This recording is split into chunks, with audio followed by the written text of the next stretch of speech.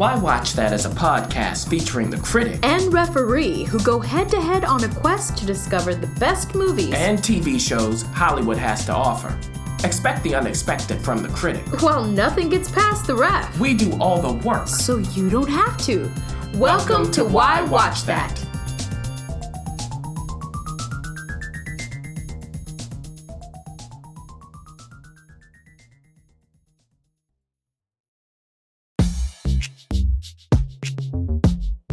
The Why Watch That movie talk.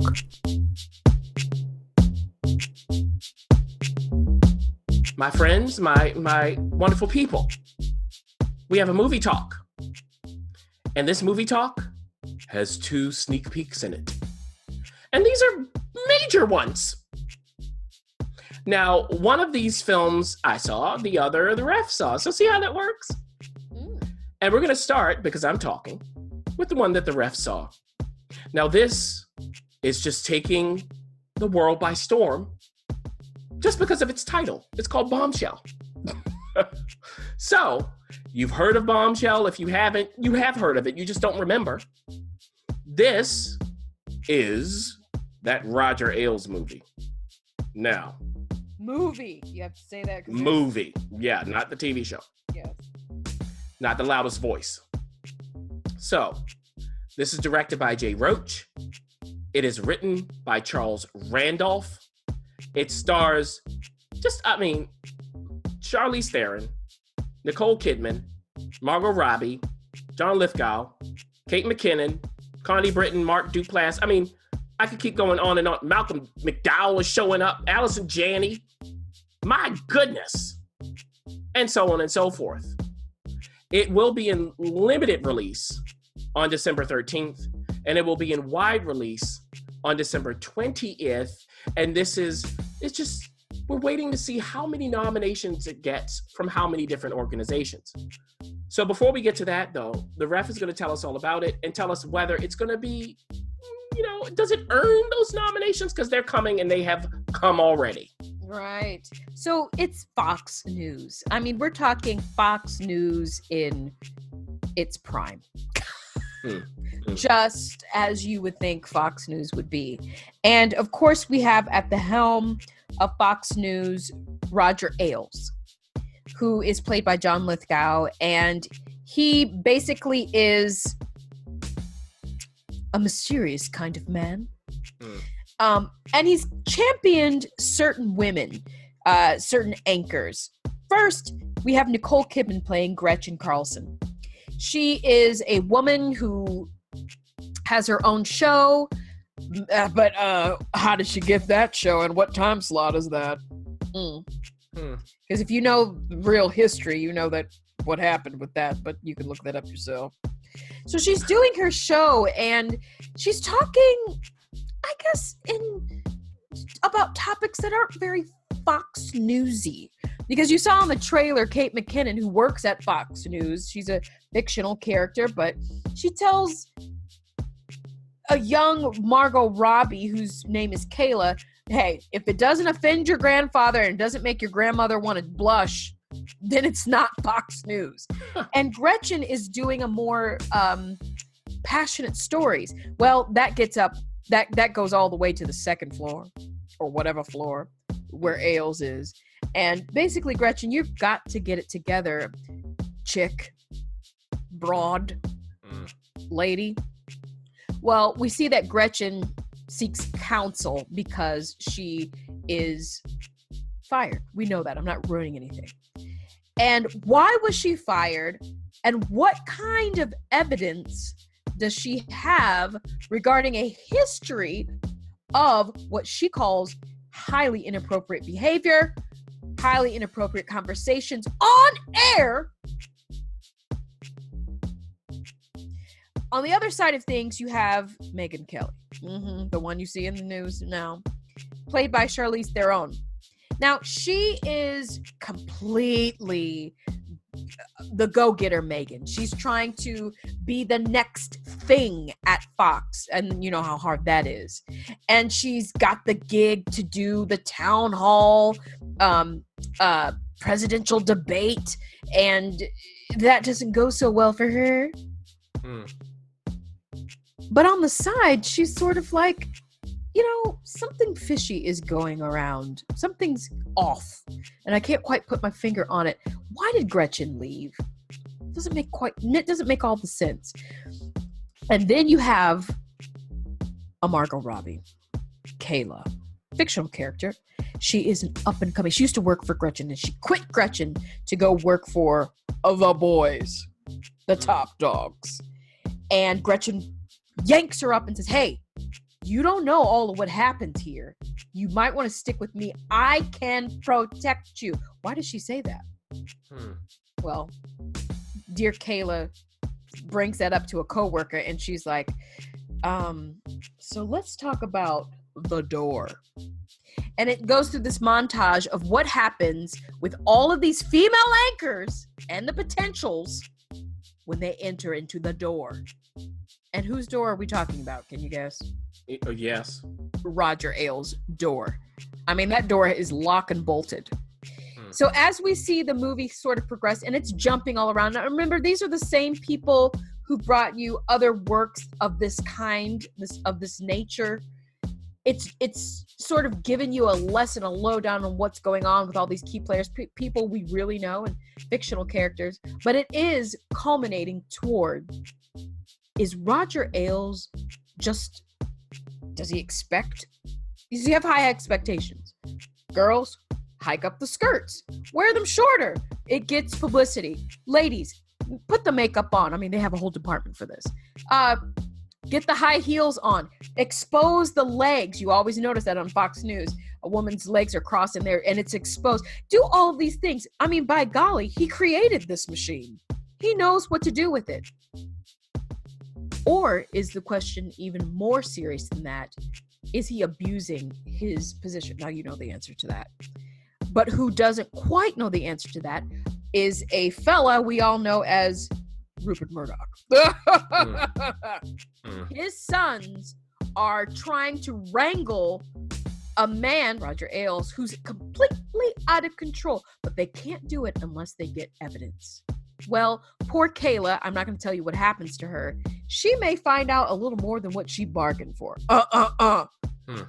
But nothing really culminates until the moment when Gretchen and her lawyers are prepared to go public. And that's exactly what happens. For the rest of the movie, you see little bricks of this house come out one by one. Who's left standing? Who's going to backstab who? Because you got Allison Jennings playing Ailes' lawyer. You also have Ailes getting counsel and information from his other friend lawyer, Rudy Giuliani. Pop it up in there. You've got some loyalists on the team. And you literally see, even though evidence is coming out one by one, how this all starts to unravel. And it's unraveling at such a pace that there's only one person who can confirm or deny these things. And that, of course, is Megyn Kelly. She is silent. She hasn't said anything. Did this happen to her? Did she receive the same treatment that Gretchen is accusing? What about Kayla? She's experienced some things, we'll say. Can Megyn help bring that out? That's the real question here, and you know what happens. But I'll let you figure out how it plays out in this story. That's basically the plot, the fall of Roger Ailes, and the demise of, well, I won't say the demise, the issues with Fox News and how they've treated women. So that's it. Now, again, as I was telling you, you've got some pretty familiar producers like you've got Jason Cloth, who's coming in, who's very, very experienced. You've got Chris Conover, who's also a very experienced producer. Along those lines, you're getting a certain spotlight slash what was that? What was that movie with the fall of the recession? Like that kind of feel to it. I can't remember who. Margot Robbie was in that too for a hot second, playing a character. But anyway, you get a certain like very fast pace. And then all of a sudden, as we're watching Roger Ailes, and we watch a scene where he's in action, and it is the most disturbing, uncomfortable scene that I've seen that deserves some sort of award for, but it was seriously uncomfortable. You start to see this unraveling happen, but the question is, at the pace that it started with, does it really end with? Or are we going to start preaching? Or are we going to start carrying torches? Are we going to start doing a female women's power, which is very important to do, but are you going to tell us or are you going to show us? And so that's the big question revolving around Bombshell, is that they try to teeter between the line of showing and telling, and unfortunately they do more telling than they do showing, especially during the last half of the movie. But the performances, there wasn't anybody who was sleepwalking.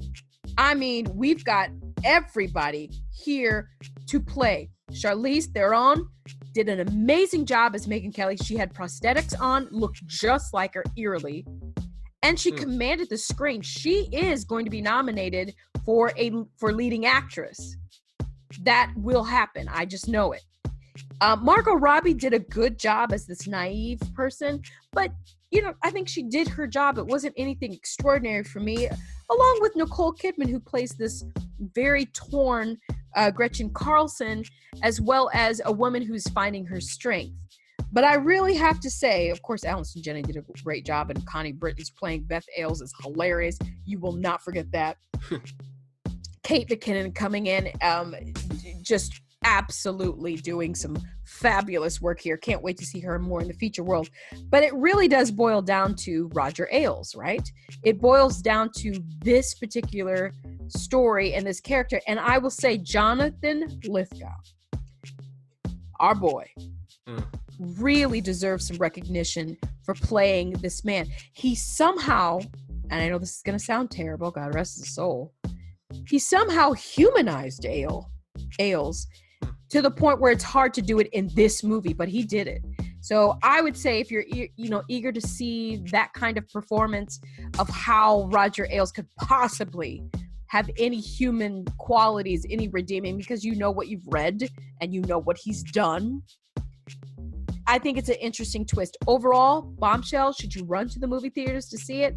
You should not. No. You can maybe saunter or walk. But there's so many, right? There's so many other offerings out there that I think Bombshell will equally work at home. And plus, by the time you get to the end of it, you're going to want to talk it over with someone, because we sort of see a certain kind of bow wrapped up and tied up that you may disagree with how it ended. So that'll be an interesting conversation for you. Bombshell's in theaters soon. Wow. So there's that. I want to twist it on you. I think you were talking about The Big Short. Was that the movie? Yes, The Big Short. Okay, The Big Short. Yes. Well, gotcha. Thank you. I was like, what is it? No one came to rescue me, the critic. There you go. So, Richard Jewell. Also a movie that has a cast. But before we get to the cast, let's get to the director. Clint Eastwood is back. The Slow and Steady is back, and he's teaming up with Billy Ray, who wrote the screenplay, but it's based on an article by Marie Brenner. The cast, as I was alluding to, is no one to sleep on. Namely, you ready for this? John Hamm, Kathy Bates, Sam Rockwell, Olivia Wilde. You've got all kinds of other people popping in, some TV people you may recognize, some other features people you may recognize. You've got, what's this guy's name? Kendrick Cross, who I've seen. KBI guy. Anyway, let's not make fun of this, because this is a serious matter. This is something that if you may or may not remember the details of what happens, but you certainly remember that it did happen. It was a big deal.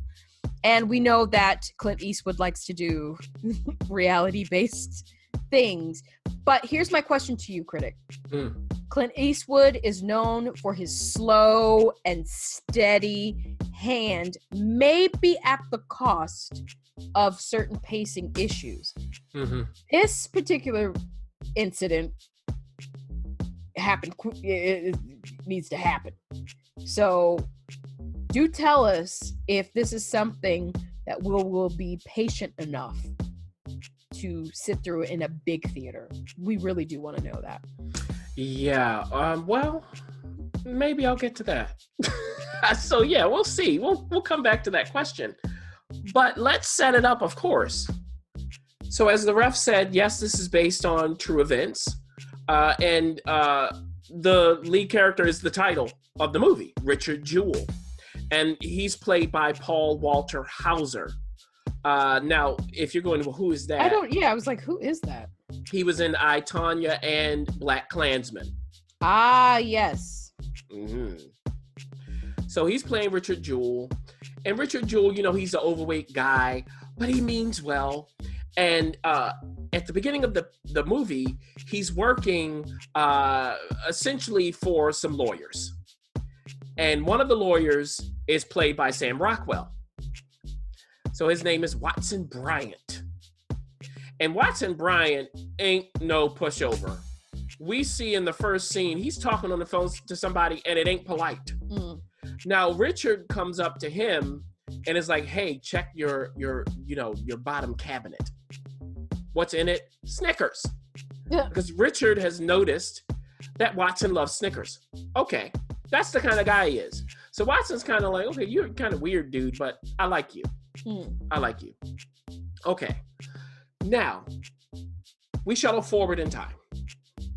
Now, before we do this shuttling, we learn from Richard's conversations with Watson that he wants to be in law enforcement.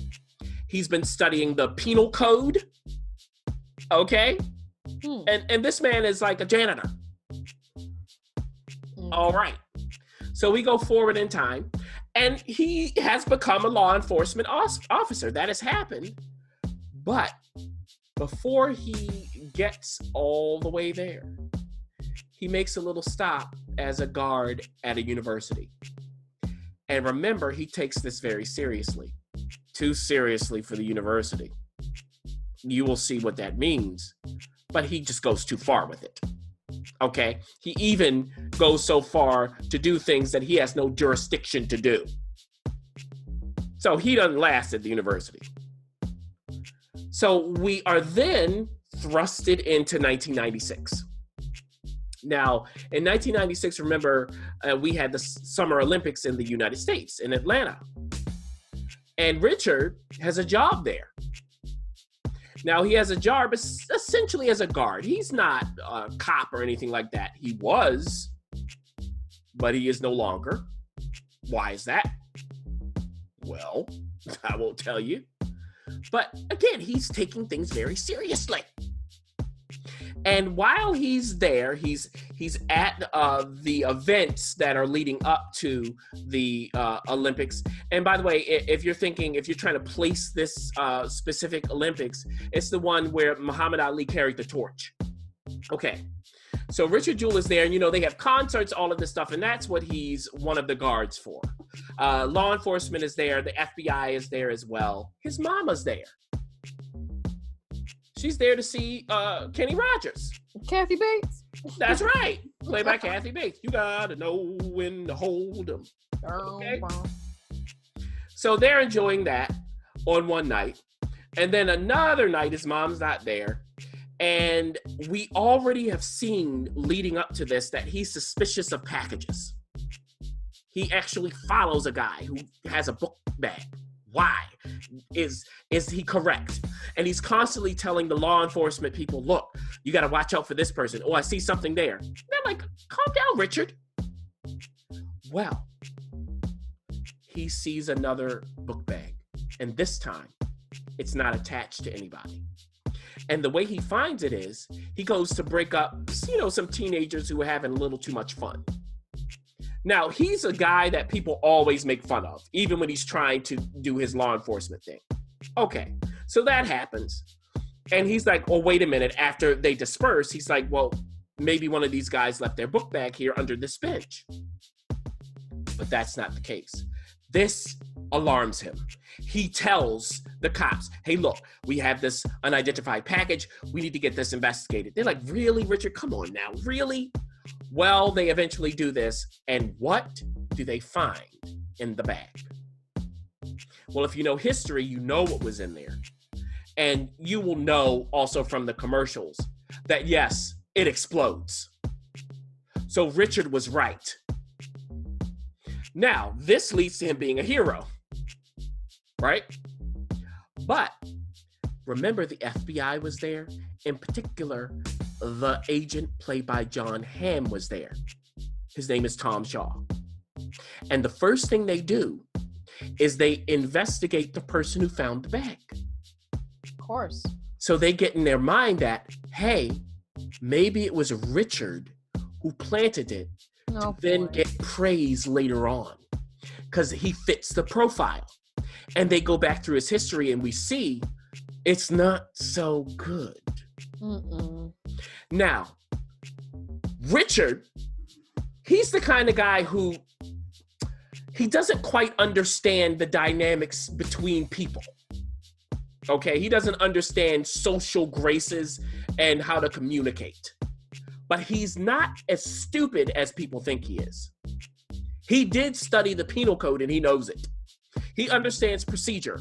He understands what people would do to set up bombs, all of this stuff. Too much so. That's a part of why fits this profile. He has too much knowledge. But he's like, look, I'm law enforcement. And law enforcement is like, yeah. So there's something that John Hamm's character does and another agent where they try to bring him in to question him, but they try to do it on the sly. They say, hey, sign this statement. And Richard's looking at them going, I don't think so. Why are you doing it this way? Doesn't seem right. I need to call my lawyer. Mm. Which lawyer does he call? He only knows one lawyer, played by Sam Rockwell. Now, this is years in the future after he worked with him, right? So he has to actually go through, 411. Yeah, we're in 1996 to try to find this guy. Mm-hmm. So he's calling them from the FBI office, and Sam Rockwell's not picking up his phone. Now, Sam Rockwell at this moment no longer works where he used to work with Richard. He now has his own practice, and he's assisted by a character played by Nina Arianda, who stars in Goliath with Billy Bob Thornton. Okay, so she's a Russian woman, and she's a Russian woman. And she's like, look, you need to pick up your phone. It's Richard on the phone, and it looks like he's in trouble. Looks like they're accusing him of something. So Sam Rockwell finally gets to the FBI into this room and stops all of it. But this then leads to just a runaway train. They know they've gotten their man, and they want to nail him down. They want to get warrants. They want to go through his the place he lives with, the apartment he lives with his mama. They take all our Tupperware. So, Kathy Bates is like, I've just gone from my son being a hero to now he's the suspect. It's almost too much for her to take. And they're taking her Tupperware. And while they're doing this procedure, he's there. Sam Rockwell tells him, do not say a word to them. Does he listen? So his mom is upset. He's going, oh, no, they're doing this because of that. Oh, they're doing this because of that. Oh, they're taking the Tupperware because, that's how you would do this kind of bomb. And she's like, would you stop? And Sam Rockwell's looking at him the whole time like, please, they're right here. Now, remember, they've been trying to set the man up. They've sent people in with wires to capture him saying this stuff.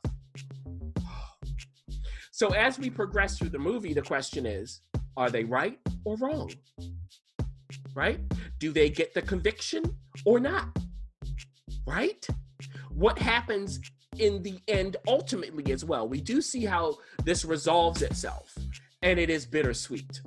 I will put it that way. True story. Oh my goodness. Now, watching this movie, by the the very beginning, I'll put it this way. You were asking a ref about, okay, Clint Eastwood, we have this deliberate kind of pacing thing. Are we going to have essentially enough spark to keep us interested? In the beginning, I was kind of like, oh, we need to tighten this, please. Really what I wanted is this, because Clint Eastwood is known as doing maybe one take. You might get two, and that's it. And I could feel that they hadn't gelled in the beginning. I was like, they need another take.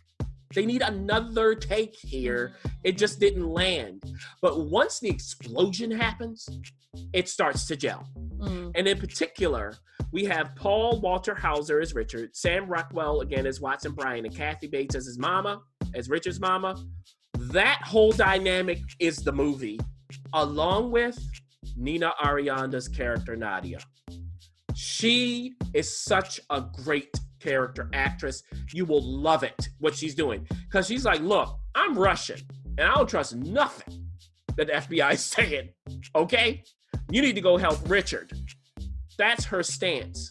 Now, we also have, and I'll get to this now, I mentioned John Hamm. We also have Olivia Wilde's character, Kathy Scruggs, who's a reporter for the Atlanta Journal. And she does certain things to get stories that may not be so kosher. I'll put it that way. But is she right? Is she right? And what are the repercussions of that? And the way she gets information is via John Hamm's FBI agent character. That is not what he's supposed to be doing. He's leaking illegal. So what's happening in that part of the story? They're acting, the rest of them, I think the rest of the cast was good. I highlighted the ones who are standouts. Everybody here came to work. The whole thing, though, is this. Again, there are certain moments that needed another take. But when it's cooking, and the story is one that you can't believe what you're seeing, because you know that Richard, you know what actually has happened. I'll put it that way as you're watching, and you go, oh my goodness, this guy really didn't do it. He didn't do it. But he keeps running his mouth. I mean, those scenes, you're just like, could you please? Like, you're with Sam Rockwell. You're with Sam Rockwell. You're with Kathy Bates. So should you go out? Should you pay money to see this? Well, if this is your kind of movie, if you're a Clint Eastwood fan, if you want to see this true story play out before you on the screen, yeah, you can certainly see it. It's good. That's what I would say. It's good. Do you have to go to the movies to see it? You do not. Will it work well from the comfort of your home? It will, because of the nature of this kind of storytelling. So that's up to you. It will be interesting to see, Ref, how this is handled in award season. We'll see. It's getting some little nods here and there. It's not a perfect movie, but again, it's good and it will move you. Well, there you go. You've got two movies, very reality-based in a sense, by two very strong and different opinions about how to direct. But sounds like both of these movies would be great alternatives to, say, Cats or anything else vying for your attention. Again, both Richard Jewell and Bombshell are coming at you December 13th. Question is that the Friday the 13th that you want to spend indoors? Maybe.